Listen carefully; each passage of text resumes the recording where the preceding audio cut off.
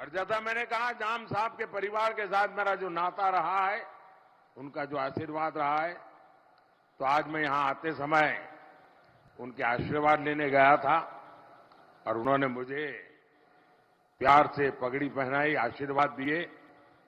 और जब जाम साहब विजयी भव कहते हैं तो फिर वो विजय निश्चित हो जाता है। हमारे देश के राजा महाराजाओं ने अखंड भारत बनाने के लिए अपना पीढ़ियों का राजपाट दे दिया था। उनके योगदान को ये देश कभी भूल नहीं सकता है। लेकिन आजादी के 75 साल के बाद भी इतिहास की इस महत्वपूर्ण घटना को नकार दिया गया। आज भी शाहजादे जो भाषा बोलते हैं वो ये देश स्वीकार नहीं कर सकता है। लेकिन मैंने भारत की एकता में सरदार वल्लभ भाई पटेल का जो योगदान रहा है और दुनिया का सबसे बड़ा स्टैच्यू बनाया, और वहीं पर देश की एकता के लिए योगदान देने वाले राज परिवारों का म्यूजियम में बना रहा हूं।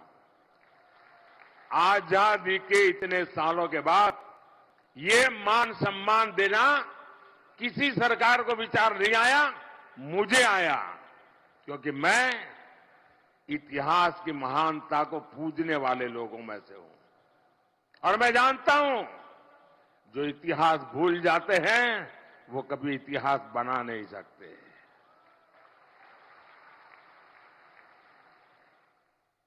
साथियों, कुप्रचार से शुरू हुई कांग्रेस की राजनीति आज कुंठागर्त में गिर चुकी है।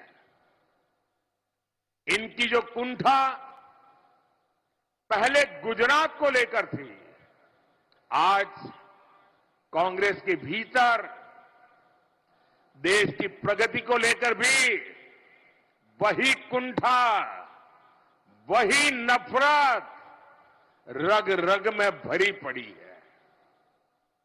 आज दुनिया में भारत का कद भी बढ़ा है, भारत का सम्मान भी बढ़ रहा है। तो कांग्रेस के शहजादे और उनका पूरा इकोसिस्टम विदेशों में जाकर भारत को बदनाम करने के लिए लंबे लंबे भाषण देकर आते हैं। उन लोगों ने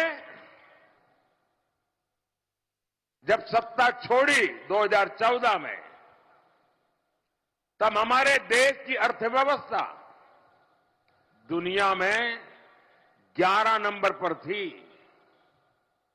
और आपको जानकर के खुशी होगी, देश जब आजाद हुआ था तब हम दुनिया में 6 नंबर पर थे।